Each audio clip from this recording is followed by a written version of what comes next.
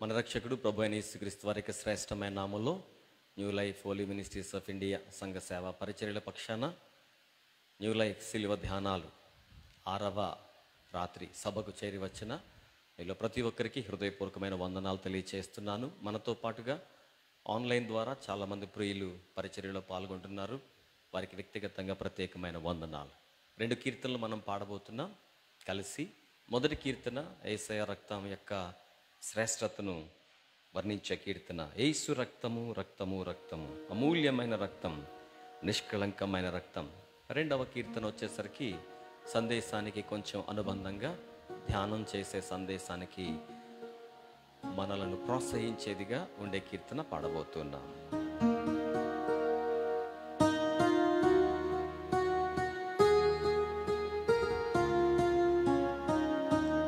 యేసు రక్తము రక్తము రక్తము, యేసు రక్తము రక్తము రక్తము, అమూల్యమైన రక్తము, నిష్కళంకమైన రక్తము, అమూల్యమైన రక్తము, నిష్కళంకమైన రక్తము, యేసు రక్తము రక్తము రక్తము.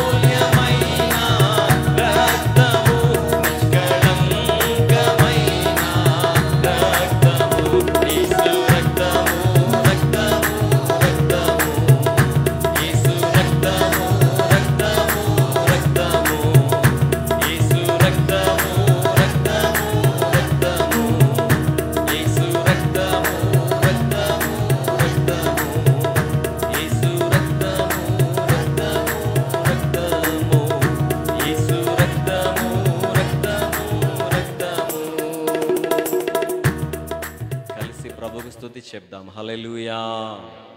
మరి యొక్క కీర్తన ఈరోజు సందేశానికి ఒకంత అనుబంధంగా ఉండాలని ఆశిస్తూ, నా తండ్రి నీవే, నా దేవుడవు నీవే, నా తండ్రి నీవే. అనుపల్లవి యేసయ్యా యేసయ్యా. ఈ కీర్తన కూడా మనకు పరిచయమైనదే. కలిసి పాడడానికి ప్రేమతో ప్రోత్సహిస్తున్నాను. ఆన్లైన్ కానీ ఆఫ్లైన్ కానీ అందరూ కలిసి తండ్రి అయిన దేవుని యొక్క ప్రేమను బట్టి కుమారుడిగా యేసుక్రీస్తు ప్రభులు వారు ఈ లోకానికి వచ్చి సర్వలోక సకల మానవాళి కోసం చేసిన త్యాగాన్ని, ఆ త్యాగానికి మూల కారణమైన దైవ దివ్య ప్రేమను తలుచుకుంటూ కొనియాడుతూ పాడదాం. ప్రభువుకు మహిమ చెల్లిద్దాం. నా తండ్రి నీవే, నా దేవుడవు నీవే, నా తండ్రి నీవే.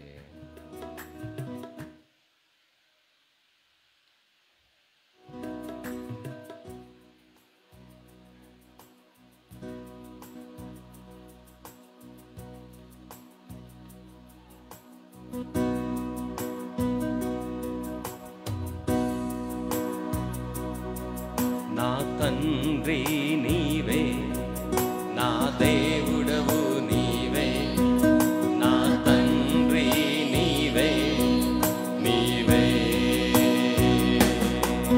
నా తండ్రి నీవే, నా దేవుడవు నీవే, నా తండ్రి నీవే నీవే. యేసయ్యా యేసయ్యా యేసయ్యా యేసయ్యా యేసయ్యా యేసయ్యా యేసయ్యా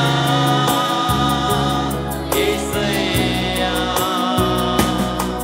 నా తండ్రి నీవే, నా దేవుడవు నీవే, నా తండ్రి నీవే నీవే. నా తండ్రి నీవే, నా దేవుడవు నీవే, నా తండ్రి నీవే నీవే. నా అడుగులు తప్పటడుగులై నడచిన నా ప్రతి మార్గము సరిచేయు నా తండ్రివే. నా అడుగులు తప్పటడుగులై నడచిన నా ప్రతి మార్గము సరిచేయు నా తండ్రివే. పగలు ఎండ దెబ్బై అయినను, రాత్రి వెన్నెల దెబ్బై అయినను, తగులకుండగా చేని ప్రేమ. పగలు ఎండ దెబ్బై అయినను, రాత్రి వెన్నెల దెబ్బై అయినను, తగులకుండగా చేని ప్రేమ. యేసయ్యా యేసయ్యా యేసయ్యా యేసయ్యా యేసయ్యా యేసయ్యా యేసయ్యా యేసయ్యా. నా తండ్రి నీవే, నా దేవుడవు నీవే, నా తండ్రి నీవే నీవే. నా తండ్రి నీవే, నా దేవుడవు నీవే, నా తండ్రి నీవే నీవే.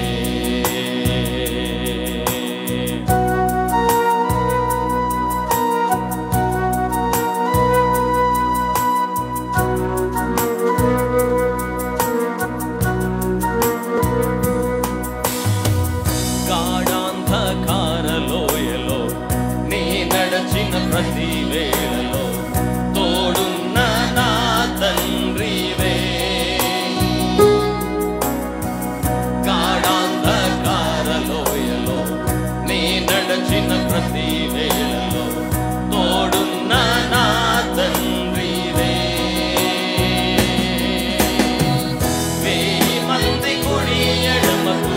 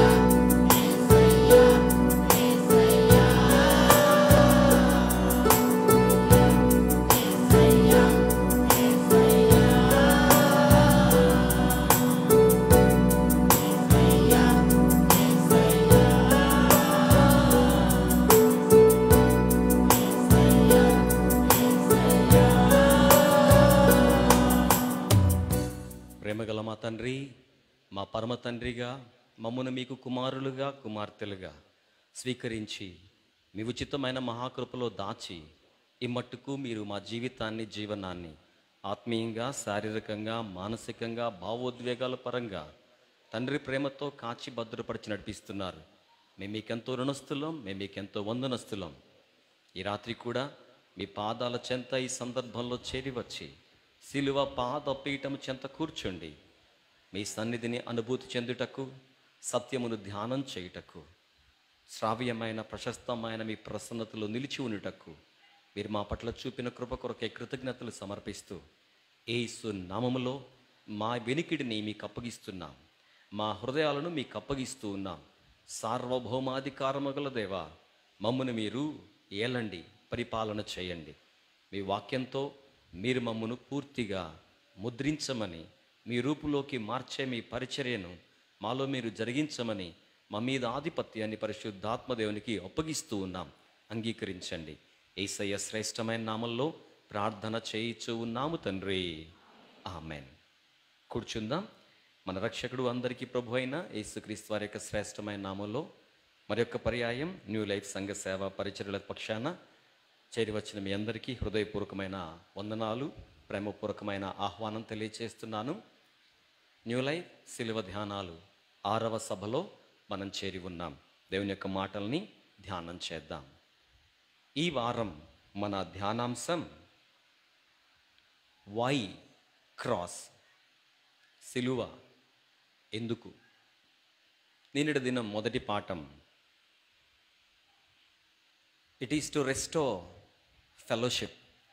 దేవునితో మానవాళి సహవాసం పునరుద్ధరింప చేయబడ్డానికి దేవుడు తన కుమారుడైన యేసును సిలువకు అప్పగించినట్లుగా సందర్భానుసారంగా సవివరంగా ధ్యానం చేస్తూనే మన వ్యక్తిగత ఆధ్యాత్మిక జీవితాలకు ప్రయోజనకరంగా ఉండులాగున ఒకంత అనుబంధంగా చేయకూడని సహవాసాలని గుర్తు చేసుకున్నాం. ఈ రాత్రి 2వ పాఠం వై క్రాస్, ఎందుకు సిలువ, యేసు సిలువ శిక్ష గుండా ఎందుకు వెళ్లాల్సి వచ్చింది.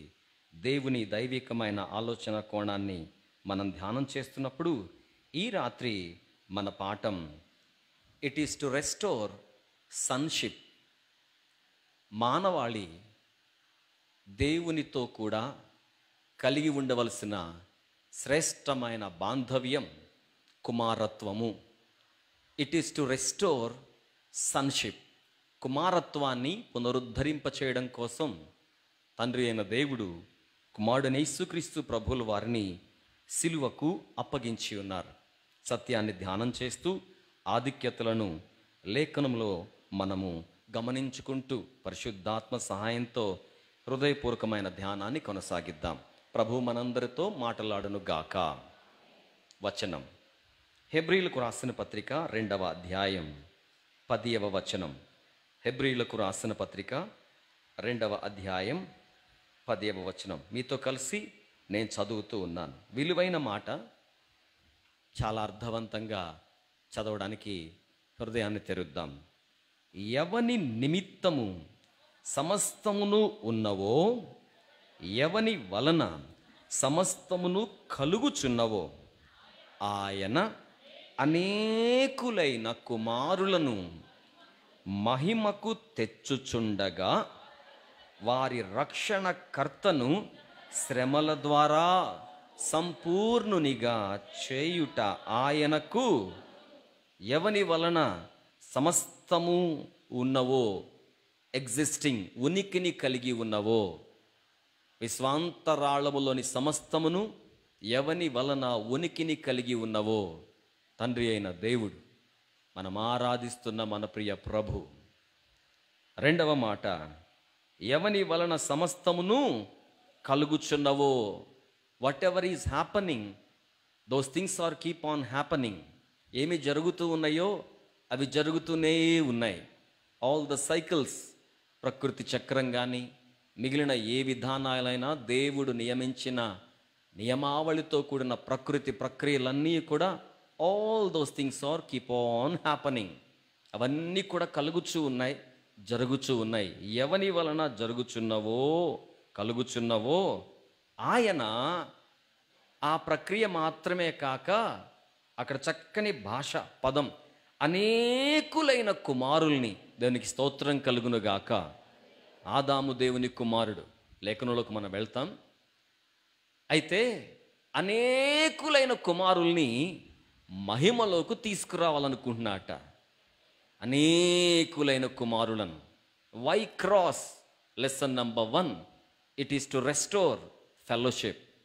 Lesson number 2, it is to restore sonship.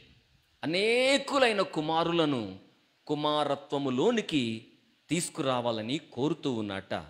అలా కోరుతూ అందుకు ఆయన నిర్దేశించిన ఉద్దేశించిన పద్ధతి లేక ప్రక్రియ ఏమనగా, లేఖనం, వారి రక్షణకర్తను శ్రమల ద్వారా సంపూర్ణునిగా, వారి రక్షణకర్త యేసుక్రీస్తు ప్రభువుల వారు రక్షణ కార్యాన్ని నెరవేర్చారు. వారి రక్షణకర్త ఆయన పొంది ఉన్న శ్రమల ద్వారా ఆయనను పూర్ణునిగా చేసి, ఆయన పొంది ఉన్న శ్రమల ద్వారా, తన కుమారుని శ్రమల ద్వారా అనేక మంది కుమారులను ఆయన మహిమలోనికి తీసుకొస్తున్నారు. Why cross? It is to restore sonship. ఈ రాత్రి ధ్యానాంశాన్ని సంక్షిప్తంగా ఉంచాలి అనే ఆలోచనను బహుబలంగా నా మధ్యలో స్థాపించుకున్న వాడినై 2 భాగాలుగా సందేశాన్ని విభాగిస్తూ ఉన్నాను.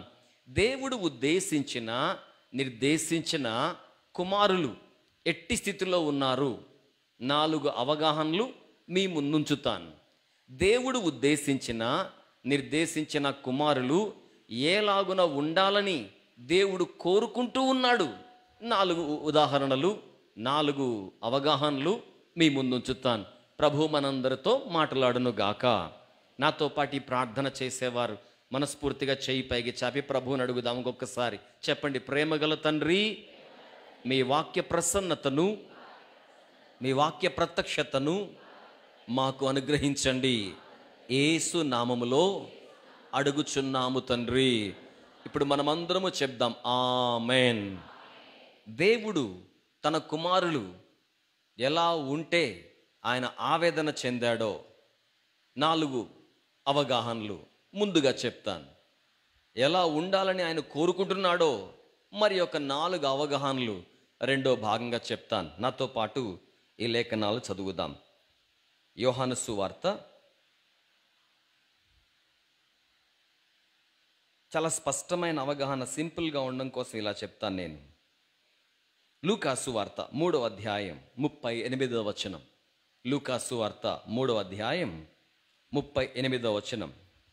కేయినాను ఏనోషుకు, ఏనోషు షేతుకు, షేతు ఆదాముకు, ఆదాము దేవునికి కుమారుడు.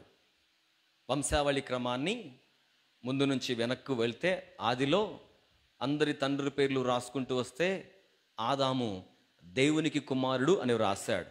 రాజడానికి దేవుడు వినియోగించుకున్న వ్యక్తి లూకా భక్తుడు.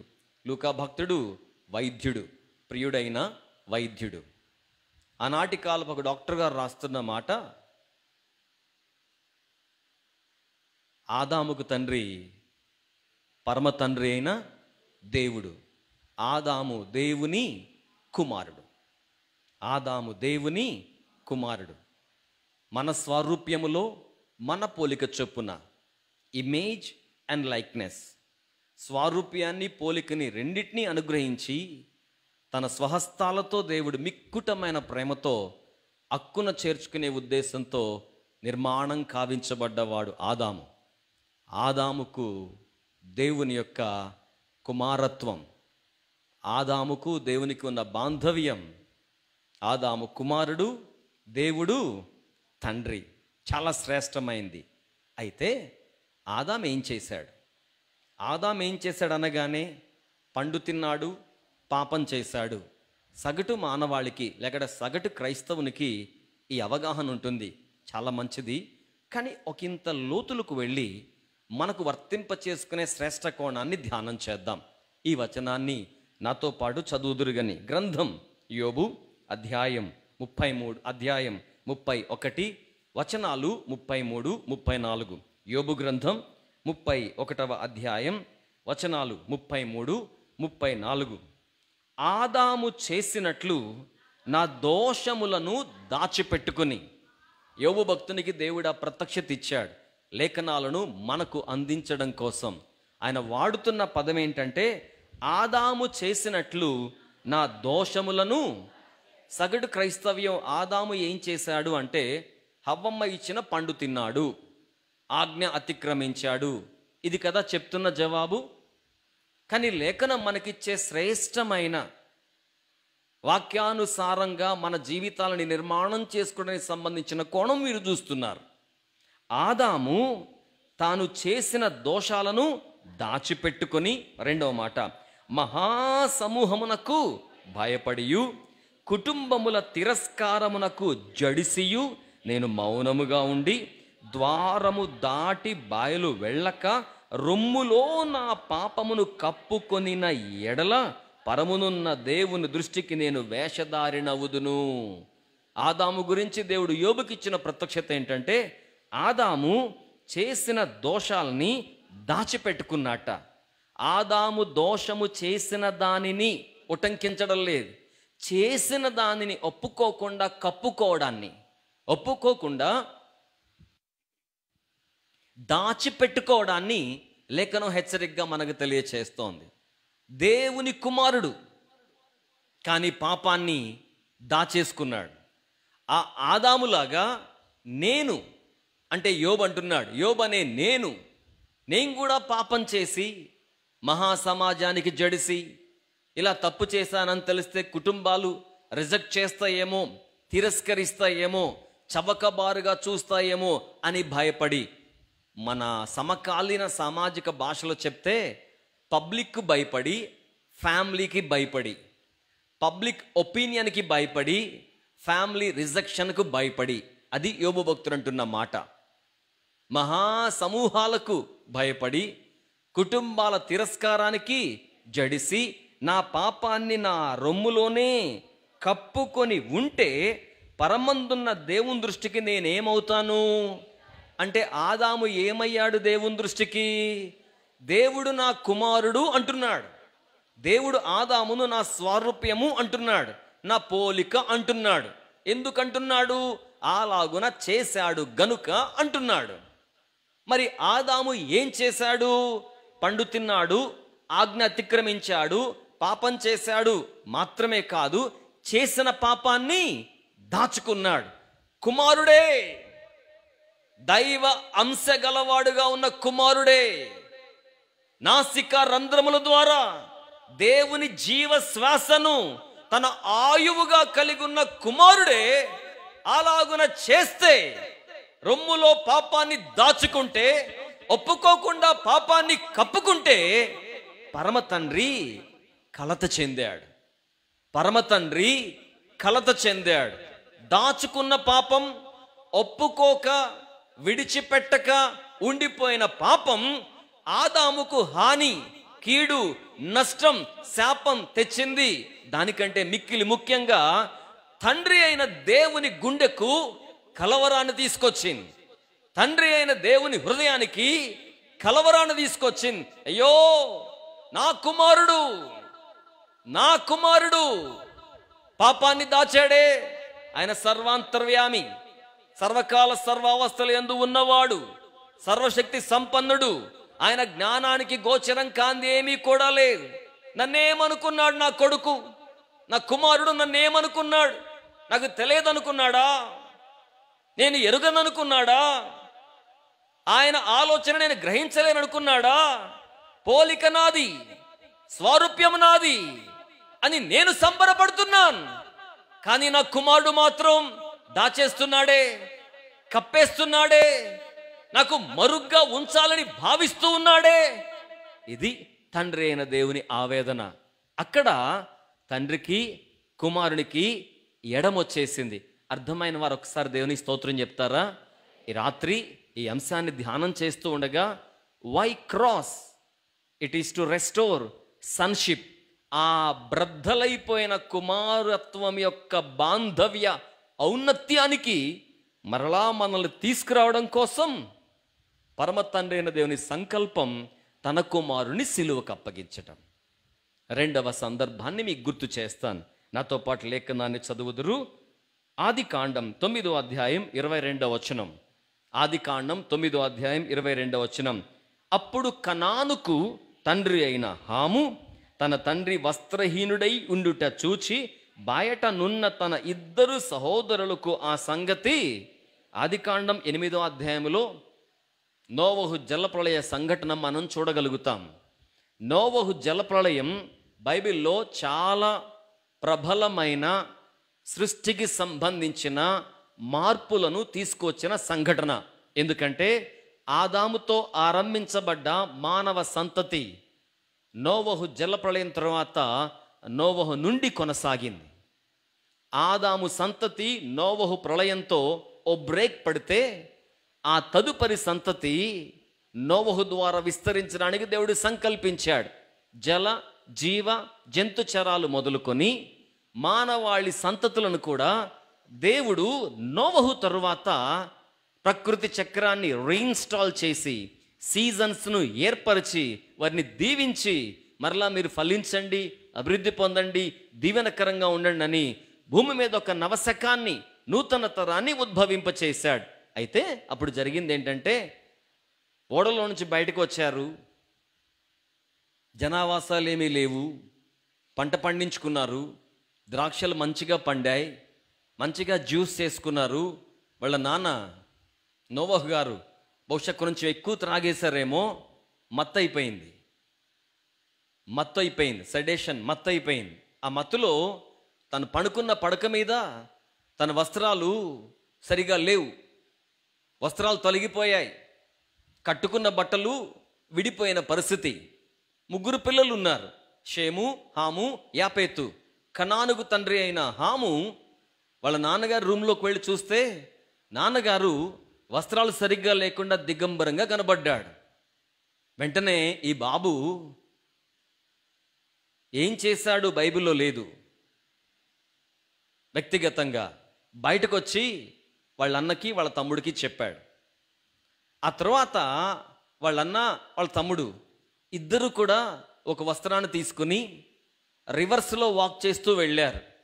నాన్నగారి యొక్క మర్యాదను పాడు చేయకూడదు, నాన్నగారి దిగంబరత్వాన్ని చూడకుండా అన్నట్లుగా వెనక నుంచి వస్త్రాన్ని తీసుకెళ్ళి వాళ్ళ నాన్న మీద బ్లాంకెట్ కప్పు వచ్చేసారు. చాలా చిన్న సందర్భంగా అనిపిస్తుంది, కానీ నిద్ర మేలుకున్న తర్వాత వాళ్ళ నాన్న అడిగారు, బట్టలు చెదిరిపోయాయి, దుప్పటి కప్పి పడుకున్నట్లుగా ఉన్నాను నేను, ఏం జరిగింది అని అడిగారు. వెంటనే సమాచారం చెప్పారు. నాన్నగారు మీరు పడుకున్నప్పుడు మీ బట్టలు మత్తులో చెదిరిపోయాయి. రెండో వాడు చెప్పాడు మీ బట్టలు చెదిరిపోయాయని చెప్పాడు. అప్పుడు పెద్దోడు ఆకురోడు వచ్చి మీ బట్టలు కప్పారని. బయటకు వచ్చిన కార్యం తెలిసిన సందర్భాన్ని అర్థం చేసుకున్న నోవహు చాలా కోపడ్డాడు, చాలా బాధపడ్డాడు. నా కుమారుడు నా అవమానాన్ని కప్పక మరి ఒకరికి చెప్పేశాడే. నా కుమారుడు నా డిగ్నిటీని కాపాడాలి కదా, నా రెస్పెక్ట్ని కాపాడాలి కదా. తేటగా వింటున్నారు కదా, తండ్రి కుమారుల యొద్ద ఆశిస్తున్న శ్రేష్టతలు, నా స్వరూపం నా పోలిక ఆదాము నా దగ్గర దాచాడే, అది పరమ తండ్రి అయిన దేవుని యొక్క ఆవేదన. రెండవది, హాము అనే కుమారుని గురించి నోవహు ఆవేదన. నా కుమారుడు నాకు కొంగు కప్పలేదే, నా కుమారుడు అవమానకరంగా ప్రవర్తించాడే. తండ్రి చాలా ఇన్సల్ట్గా ఫీల్ అయ్యాడు అని లేఖనాన్ని బట్టి అర్థం చేసుకోవచ్చు. చాలా చిన్నబుచ్చుకున్నాడు. నువ్వు చూసావు కదరా, నువ్వు బ్లాంకెట్ కప్పేసి వెళ్ళొచ్చు కదా, వెళ్ళికి వాళ్ళకి చెప్పావు. ఏంటి అపహాస్యం, ఏంటి ఆ జాప్యం, ఆ అపహాస్యం ఏంటి, ఆ జాప్యం ఏంటి? నువ్వెందుకు చేయలేదు, నువ్వెందుకు కప్పలేదు, నువ్వెందుకు చొరవ తీసుకోలేదు? తండ్రి తన కుమారుల యొద్ద ఏం ఆశిస్తాడు? ఒక్కడే నీతిమంతుడు నోవహు దేవుని దృష్టిలో.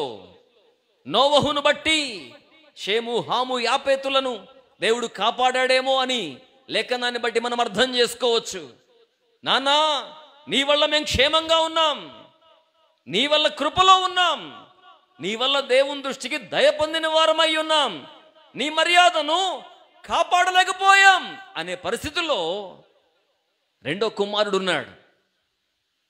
కుమారులు కుమారులు కుమారులు ఆదాము అనే కుమారుడేమో పాపాన్ని దాచుకుంటే, దాచకూడని దాన్ని దాచుకుంటే, ఇదిగో నోవహు కుమారుడు హాము అనేవాడు దాచవలసిన దాన్ని దాచడం లేదు, దాచవలసిన దాన్ని దాచడం లేదు. నాన్న గుట్టు, నాన్న హుందాతనం, నాన్న మర్యాద, నాన్న గౌరవం గది నుంచి బయట తీసుకెళ్ళిపోయాడు. చాలా బాధపడ్డాడు వాళ్ళ నాన్న. ఎంత బాధపడ్డాడంటే శాపవచనాన్ని పలికే అంత బాధపడ్డాడు. కుమారులు ఇదిగో ఇలా ఉన్నారు, కుమారత్వాన్ని లైట్ తీసుకున్నారు. దేవుని కుమారుడు ఆదాము దోషాన్ని కప్పుకున్నాడు. ప్రతి సృష్టిలాగా కనబడ్డ నోవహు కుమారుడు హాము అవమానాన్ని చాలా అలుసుగా తీసుకున్నాడు. అవమానపరిచిన విధానాన్ని చాలా అలుసుగా తీసుకున్నాడు. ఇంకొక అవగాహన మీ ముందుంచాలి. లూకాసు వార్తలో ఈ లేఖనం పరిచయమే మనకు. లూకాసు వార్త 15 అధ్యాయం 19వ వచనం. లూకాసు వార్త 15:19. ఇక మీదట నీ కుమారుడనని అనిపించుకొనుటకు యోగ్యుడను కాను.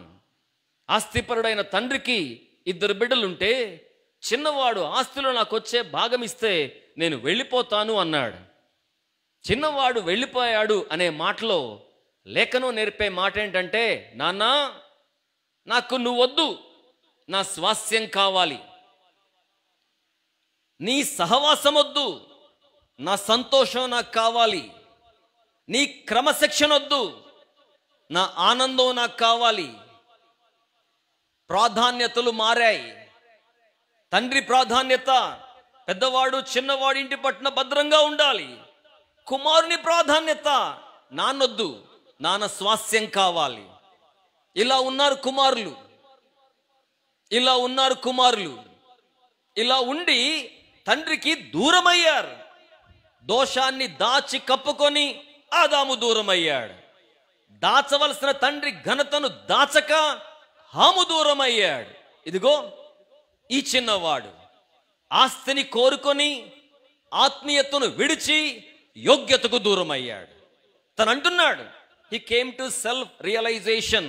తనకు బుద్ధి వచ్చినప్పుడు తనకు అర్థమైంది, నాన్న నుంచి నేను దూరం అయ్యానంటే యోగ్యతకు దూరమయ్యాను అని.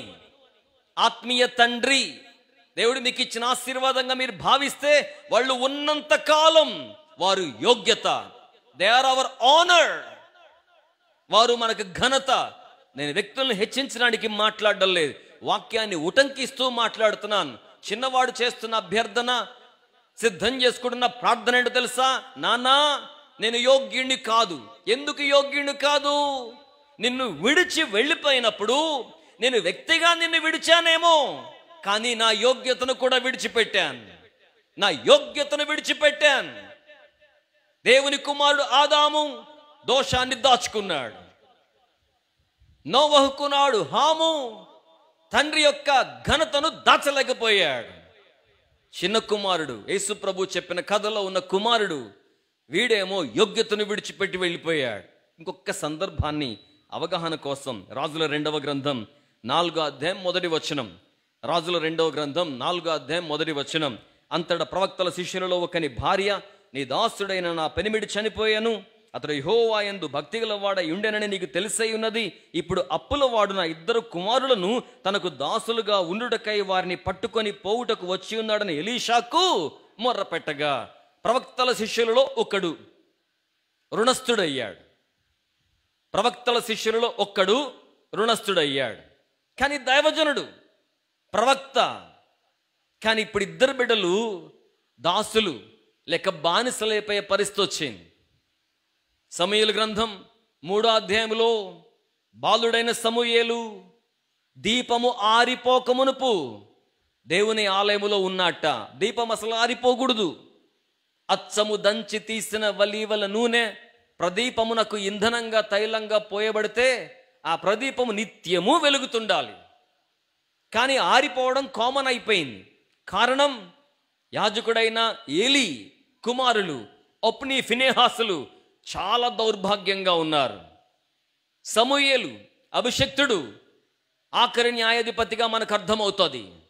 సమూయేలు కుమారులిద్దరి గురించి సర్వ సమాజం వచ్చి సమూయేలుతో చెప్తున్నారు, అయ్యా నీ పిల్లలు నీ అంతటి వారు కాదు అని, నీ పిల్లలు నీ అంతటి వారు కాదు అని. యాజకుని పిల్లలు, పరిచారకుని పిల్లలు, ప్రవక్తల శిష్యుల పిల్లలు. ఈ రాత్రి పరిశుద్ధాత్మ దేవుడు నన్ను పూర్తిగా తన స్వాధీనం చేసుకొనగా సవినయంగా మాట్లాడుతున్నాను, సందర్భానుసారంగా మాట్లాడుతున్నాను. దేవుని సంఘంలో, సహవాసంలో, పరిచర్యలో ఉన్నవారు జాగ్రత్త. మన బిడ్డల గురించి మనం దేవునికి లెక్క ఒప్పచెప్పవలసిన వారం. వారికి భోజనం పెట్టడం, వారి సంక్షేమాన్ని ఆకాంక్షించడం, వారి కొరకై ఈవులు దాచడం, వారిని ఘనపరచడం, గొప్ప చేయడం మాత్రమే కాదు. దేవుడు వారి గురించి మనల్ని లెక్క అడిగితే దేవునికి లెక్క చెప్పగలగాలి. కుమారులు ఎలా ఉన్నారు? కుమారులు పాపాన్ని దాచే కుమారులు, ఘనతను కాపాడలేని కుమారులు, దాసోహం అయిపోతున్న కుమారులు. అయ్యో చాలా బాధాకరంగా ఉంది కాదు. యోగ్యతనే కోల్పోతున్న కుమారులు. తండ్రి అయిన దేవుని గుండెలో ఆవేదన. కుమారులు ఇలా అయిపోతున్నారు, కుమారులు ఇలా అయిపోతున్నారు. అప్పుడు ఆయన ఏమనుకున్నాడో తెలుసా? నేను ఈ వచనాన్ని చదువుతాను, నాతో పాటు మీరు కూడా చక్కగా లేఖనాలు చదివితే చాలా చక్కని భావాన్ని మనం దేవుని ఆత్మ సాయంతో స్వీకరిస్తాం. గలతీయులకు రాసిన పత్రిక 4వ అధ్యాయం 4వ వచనం. గలతీయులకు రాసిన పత్రిక 4వ అధ్యాయం 4వ వచనం. అయితే కాలము పరిపూర్ణమైనప్పుడు దేవుడు తన కుమారుని పంపెను. ఆయన స్త్రీ యందు పుట్టి మనము దత్తపుత్రులము, స్వీకృత పుత్రులము, దత్తపుత్రులము, అడాప్టెడ్ దత్తపుత్రులము కావలనని ధర్మశాస్త్రానికి లోబడి ఉన్న వారిని విమోచించుటకై ధర్మశాస్త్రానికి లోబడిన వాడాయను.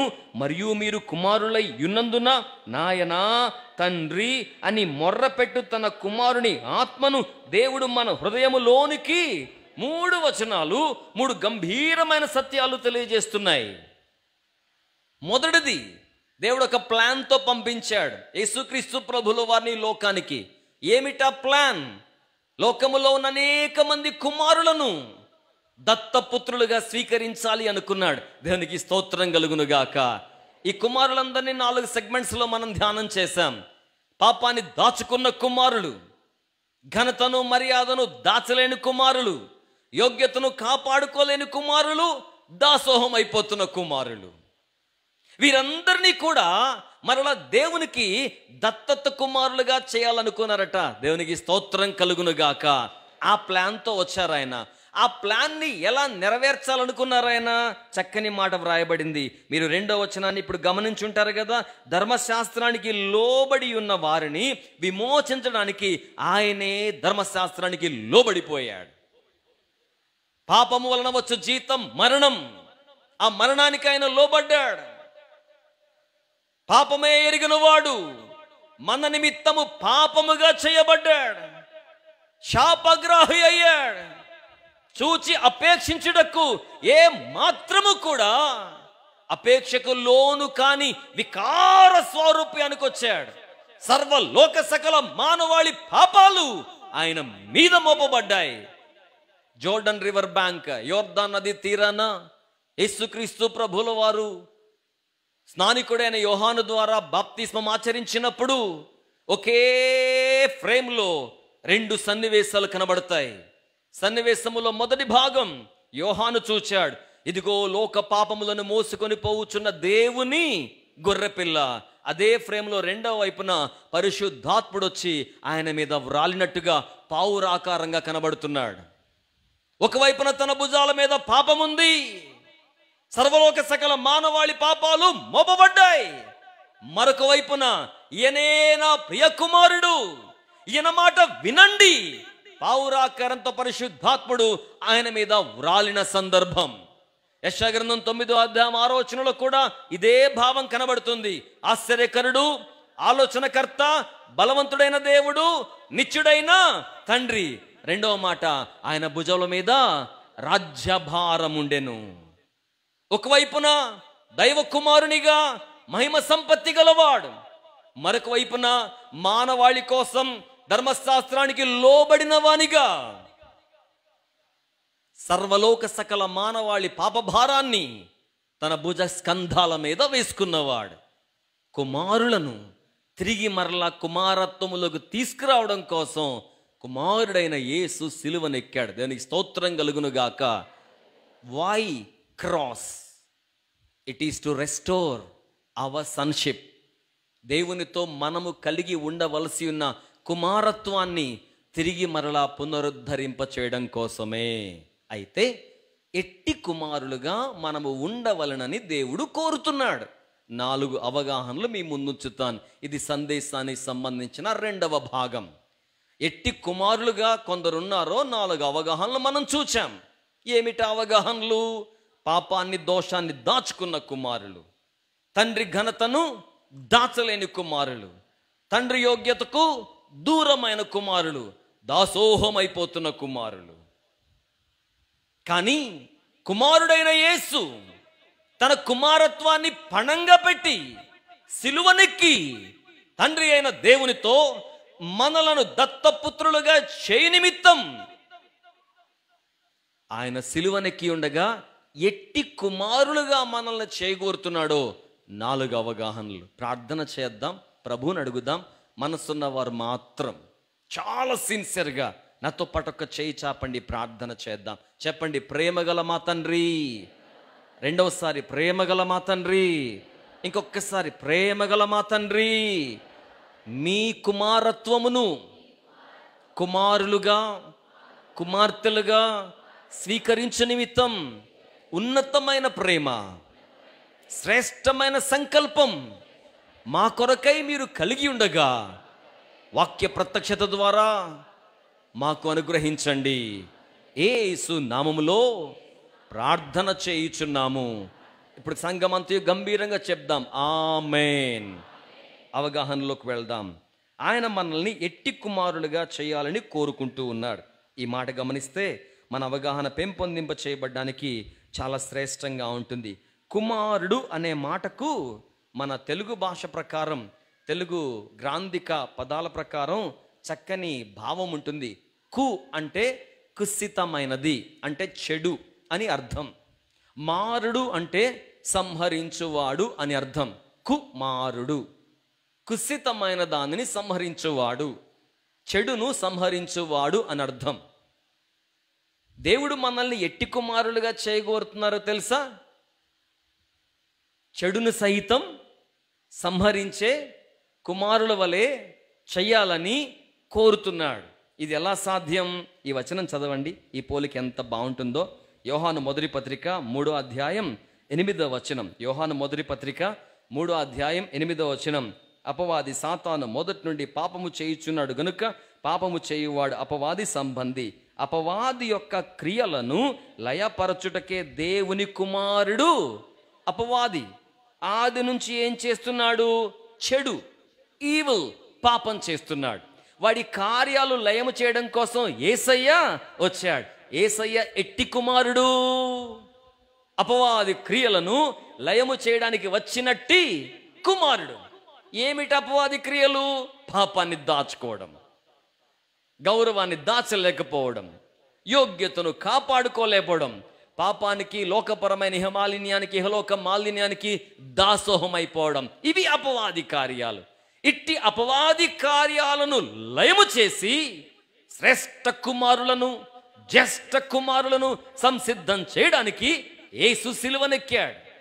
4 అవగాహనలు మీ ముందు తీసుకొస్తాను. నాతో పాటు ఈ లేఖనాలు చదవండి. శ్రేష్టమైన దేవుని కృపను ప్రభు మనకు అనుగ్రహించును గాక. మొదటి వచనాన్ని నేను ఇక్కడ గుర్తు చేస్తున్నాను. ఎఫెసీ పత్రిక 1వ అధ్యాయం 5వ వచనం. ఎఫెసీ పత్రిక 1వ అధ్యాయం 5వ వచనం. ఎఫెసీ 1:5. తన చిత్త ప్రకారమైన దయా సంకల్పము చొప్పున యేసు క్రీస్తు ద్వారా తనకు కుమారులుగా స్వీకరించుటకై మనలను అనే పదం చాలా గంభీరమైంది. మనలను ఎలా చేశారు ఆయన? ముందుగా తన కోసము. ఒక రకంగా ఈ పదాన్ని సింపుల్గా అర్థం చేసుకోవాలంటే this is what we call the pre destination of the lord. దేవుడు ఎవరిని ముందుగా నిర్ణయించెను? ప్రీడెస్టినేటెడ్ వన్ వర్ కాల్డ్, వారిని పిలిచెను. ఎవరిని పిలిచెను? వారిలో కొందరిని ఏర్పరచుకున్నాడు. ఏర్పరచుకున్న వారిని ఆయన మహిమపరిచాడు. ఇక్కడ కూర్చున్న మనలో ప్రతి ఒక్కరిని కూడా ఆయన ముందుగానే ఏర్పరచుకున్నట్ట. చేతులు చాపి ఘనంగా దేవుని స్తోత్రం చెల్లిద్దామా? ఈరోజు నేను మారు మనసు పొందాను, ప్రభువుని నమ్మానని నాకు తెలుసు. కానీ జగత్తుకు పునాది వేయబడక మునిపే తండ్రి అయిన దేవుని ప్రేమలో, శాశ్వతమైన దేవుని కృపలో ఆయన ముందుగానే నిర్ణయించుకున్నట్ట. ఈ కుమారుడు, ఈ కుమార్తె నా బిడ్డలుగా ఉంటారు, నా బిడ్డలుగా ఉండాలి. ఈ వచనాన్ని ఇంత గట్టిగా నేను ఎందుకు మాట్లాడుతున్నా అంటే, నా అంతరంగంలో దాగి ఉన్న బలమైన సంతోషం, నా అంతరంగంలో ఉప్పొంగే పెళ్ళుబుకే సంతోషం ఏంటంటే, దేవుడు ఎవరినైనా ముందుగా నిర్ణయించాడు అంటే వారు దూషకులైనా, హింసకులైనా, హానికరులైనా ఒక రోజుకు భూలోకాన్ని తల్లక్రిందులు చేయువారు అనే స్థాయి వరకు దేవుడు ఖచ్చితంగా తీసుకెళ్తాడు. ఎగ్జాంపుల్ పౌలు భక్తుని జీవితం. ఇక్కడ కూర్చున్న మీతో ప్రభువు మాట్లాడుతున్నాడు. ఈ రాత్రి ఇన్ని వందల మంది, కొంతమంది కిలోమీటర్ల దూరం ప్రయాణించి వాహనాల్లో వస్తున్నారు. ఎందుకు ఇక్కడికి వచ్చి కూర్చున్నారో తెలుసా? You are predestined one. ముందుగా నిర్ణయించుకున్నాడు దేవునిగా. బాగా వినండి, దేవుడు ముందుగా ఏమని నిర్ణయించుకున్నాడు? శ్రోతగా ఉండాలని కాదు, వీక్షకునిగా, ప్రేక్షకునిగా ఉండాలని కాదు, అప్పుడప్పుడు పలకరించేవానిగా ఉండాలని కాదు, కుమారునిగా, కుమార్తెలుగా. కుమారుడు అంటే వారసుడు, కుమారుడు అంటే పోలిక గలవాడు, కుమారుడు అంటే సాన్నిహిత్యం గలవాడు. కుమారునిగా ఉండడానికి దేవుడు ముందుగానే నిర్ణయించుకున్నాడు. నేను అందుకే ఈ మాట ఇలా అంటున్నాను, ముందుగానే నిర్ణయించబడ్డ కుమారులు. దేవునికి స్తోత్రం కలుగును గాక. ప్రస్తుతం మనం జీవిస్తున్న దినాల్లో మన ప్రయాణాలన్నీ కూడా వెరీ మచ్ ప్లాన్డ్గా ఉంటున్నాయి గనుక మనకి ఈ సమస్య ఈ కాలపు వాళ్ళకి ఎక్కువ తెలియదు. అయినప్పటికీ కూడా అక్కడక్కడ మనం చూస్తూనే ఉంటాం, రిజర్వ్ చేసుకోకుండా ఆల్ ఆఫ్ సడన్ ప్రయాణం చేయాల్సి వస్తే జనరల్ బోగీలో టికెట్లు లేకుండా, బుక్ చేసుకున్న టికెట్ లేకుండా జనరల్ టికెట్ తీసుకుని ప్రయాణం చేస్తున్నప్పుడు సీట్ ఉంటుందో లేదో మనకు తెలియదు. సూపర్ ఫాస్ట్ టికెట్ తీసుకుని ప్లాట్ఫామ్ మీద నుంచొని ఏ ట్రైన్ ముందొస్తే దానికి వెళ్ళిపోదాం అన్నట్టుగా ఆలోచన చేసే సందర్భాలు ఉంటాయి. ప్రయాణం వెళ్ళాలి, బుక్ చేసుకోలేదు, బస్ స్టేషన్కి వెళ్ళి ఏ బస్ ముందొస్తే అది ఎక్కేద్దాం, ఏ బస్సులో సీట్ ఖాళీగా ఉంటే ఆ సీట్లో కూర్చుందాం అనే ఆలోచనలు మనకుంటాయి. కానీ ఈ రాత్రి మనం ముందుగా నిర్ణయించబడ్డ కుమారులం. స్థానిక సంఘం దేవుని చేత ముందుగా నిర్ణయించబడింది. స్థానిక సేవకులు ప్రభు పరిచర్య కోసం ముందుగానే నిర్ణయించబడ్డారు. ఇక్కడ చైర్లో కూర్చున్న ప్రతి ఒక్కొక్కరు పాట, మాట, పని, పరిచర్య, technical, non technical, talent base, voluntary service, ఎక్కడెక్కడ ఏ ఏ పాత్రల్లో పరిచర్యలో దేవుడు మిమ్మల్ని ఉంచాడో ఈ రోజు మీరు చూస్తున్నారు. కానీ దేవుని సమోన్నతమైన ప్రణాళిక ఆయన ముందే నిర్ణయించాడు. ఆయన ముందే నిర్ణయించాడు గనుక ఈ కుమారునికి ఎన్ని ఆటంకాలు వచ్చినా, ఈ కుమార్తెకు ఎన్ని సమస్యలు వచ్చినా, ఈ పసివానికి ఎన్ని సవాళ్ళు వచ్చినా ఇంకా కుమారత్వములో నిలబడి ఉన్నారు. అందుకే నేను చెప్పడానికి ఇష్టపడే మాట, ముందుగా నిర్ణయించబడ్డ కుమారులు. దేవునికి స్తోత్రం కలుగును గాక. రెండవ మాట మీకు పరిచయం చేస్తాను, నాతో పాటు చదవడానికి ఇష్టపడమని మిమ్మల్ని ప్రోత్సహిస్తున్నాను. 2 కొరింథీ పత్రిక 6వ అధ్యాయం 18వ వచనం. 2 కొరింథీ పత్రిక 6వ అధ్యాయం 18వ వచనం. మరియు నేను మిమ్మును చేర్చుకొందును, మీకు తండ్రినై యుందును, మీరు నాకు కుమారులను కుమార్తెలనై యుందురని సర్వశక్తిగల ప్రభువు. ఎవరికి కుమారులు, ఎవరికి కుమార్తెలు? సిలువ వేయబడ్డ యేసును చూచినప్పుడు శాపగ్రాహి అయిన యేసు కుమారులు, శాపగ్రాహి అయిన యేసు కుమార్తెలు అన్నట్టుగా కొంతమంది అవగాహన రాహిత్యంతో భావిస్తూ ఉంటారు. నో, ప్రభు చెప్తున్న మాట, సర్వశక్తి గల దేవుని కుమారులు. ఎవరి బిడ్డలు? సృష్టికర్త బిడ్డలు. ఎవరి బిడ్డలు? సర్వశక్తి గల వాని బిడ్డలు. ఎవరి బిడ్డలు? మహోన్నతుని బిడ్డలు. ఎవరి బిడ్డలు? వాక్కుతో విశ్వాన్ని చేసిన వాని బిడ్డలు. దేవునికి స్తోత్రం కలుగును గాక. ఎందుకు ఈ మాట చెప్పొచ్చానంటే, మన అస్తిత్వాన్ని మనం కాపాడుకోవాలి. కాపాడుకోవాలంటే ముందుగా దాన్ని గుర్తించాలి.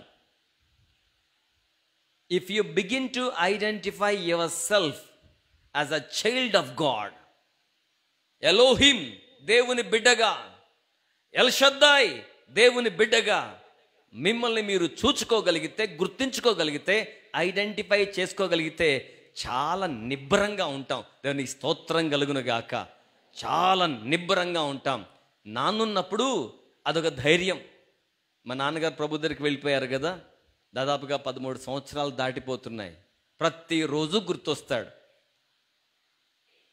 ఎందుకంటే ఆధ్యాత్మికంగా కూడా ఆత్మీయ గురువు ఆయనే గనుక, శారీరకంగానేమో తండ్రి గనుక ఎక్కువ బాంధవ్యం ఉంటుంది గనుక, ఆధ్యాత్మిక భౌతిక 2 కోణాల్లో. నాన్నున్నప్పుడు అదొక ధైర్యం. దేన్ని బట్టో తెలియదు, నాన్న బట్టే ధైర్యం. నానున్నాడు, చూసుకుంటాడు. నాన్న శక్తి గలవాడు, యుక్తి గలవాడు, అనుభవం గలవాడు, సామర్థ్యం గలవాడు, నాకంటే మిన్నైన వాడు, తను చూసుకుంటాడు అనే భావం. దేవుని పిల్లలుగా చాలా సందర్భాల్లో మన అలవాటు ఆలోచన ప్రకారం మనల్ని మనము తక్కువగా అంచనా వేసుకొని కలతపడుతూ ఉంటాం. కానీ ఎటువంటి బిడ్డలుగా మనం ఉండాలని ఆయన కోరుతున్నాడు అంటే, సర్వశక్తి గల దేవుని కుమారులుగా.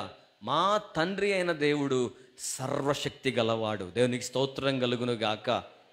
అట్టి సర్వశక్తి గల దైవాన్ని మనకు తండ్రిగా తిరిగి మరలా పునరుద్ధరింప చేయడం కోసం యేసు రిక్తునిగా, బీదవానిగా, ఎవ్వరూ లేని ఒక అనాథగా సిలువలో వేలాడాడు. మనకు ఆ రిలేషన్ని, సన్షిప్ను రెస్టోర్ చేయడం కోసం. మీకు గుర్తుంది కదా, తండ్రి నా చేయి ఎందుకు విడిచావు? రాబోతున్న దినాల్లో ధ్యానం చేస్తాం. నా చెయ్యి ఎందుకు విడిచావు? అనేక మంది కుమారులను మహిమలోకి తేవాలయ్యా. అనేక మంది కుమారులను మహిమలోకి తేవాలి. అనేక మంది కుమారుల కుమారత్వమును పునరుద్ధరింప చేయాలి. అలాగే తండ్రి, నేను వెళ్ళి సిలువలో ఉంటాను, అనేక మంది కుమారులను కుమారత్వములోకి తీసుకొస్తాను. దేవునికి స్తోత్రం కలుగును గాక. Why cross? It is to restore sonship. 3వ స్థాయి చాలా బాగుంటుంది. నేను చదువుతాను, మీరు కూడా 3వ అవగాహన చూస్తూ వినండి. లేఖనాన్ని చూడడానికైతే ప్రయత్నం చేయండి. రోమీలకు రాసిన పత్రిక 8వ అధ్యాయం 19వ వచనం. రోమీలకు రాసిన పత్రిక 8వ అధ్యాయం 19వ వచనం. దేవుని కుమారుల ప్రత్యక్షత కొరకు సృష్టి మిగులు ఆశతో తేరి చూచుచు. ఎటువంటి కుమారులుగా ఉండాలని దేవుడు మనకు అవగాహన కల్పిస్తున్నాడో తెలుసా? మరొకరి ద్వారా ఆశించబడే కుమారులుగా, మరొకరు మన కోసం ఎదురు చూస్తూ ఉండే కుమారులుగా ఉండాలని. సృష్టి దేవుని కుమారుల ప్రత్యక్షత కోసం మిగుల ఆశపడుతూ తేరి చూస్తూ ఎదురు చూస్తుందట. పంచభూతాలు మిక్కుటమైన వేండ్రంతో లయమైపోతాయి. అలా లయమైపోకముందు ప్రకృతికి ఒకే ఒక ఆశ ఉంది, నేను దేవుని కుమారుల్ని చూడాలి అని. ఎవరు ఆ దేవుని కుమారులు? పాపాన్ని కప్పుకోకుండా ఒప్పుకున్నవారు, ఘనతను అవమానంగా మార్చకుండా భద్రపరుచుకున్నవారు, యోగ్యతను కాలదన్నకుండా కాపాడుకున్నవారు, దాసోహం కాకుండా విజయ పందాలో ముందుకెళ్తున్నవారు దేవుని కుమారులు. వారి ప్రత్యక్షత కోసం సృష్టి అంతా ఎదురు చూస్తుందట. మీరు గమనించారా?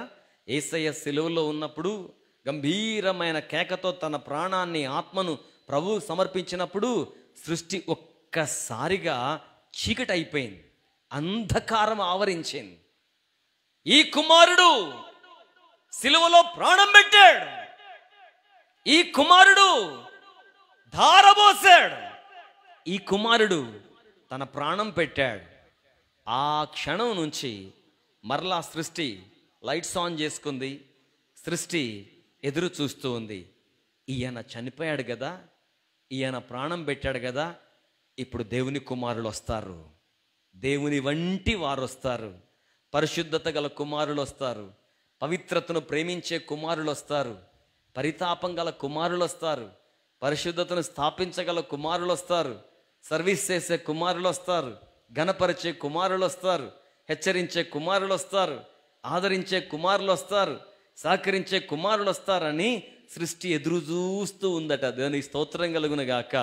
ప్రభు రాకడలో మధ్యాకాశాన పరిశుద్ధులు ప్రభువును కలుసుకున్న సందర్భంలో మొట్టమొదటిగా సంభ్రమాశ్చర్యాలతో సంతోషించేది బహుశా సృష్టేనేమో.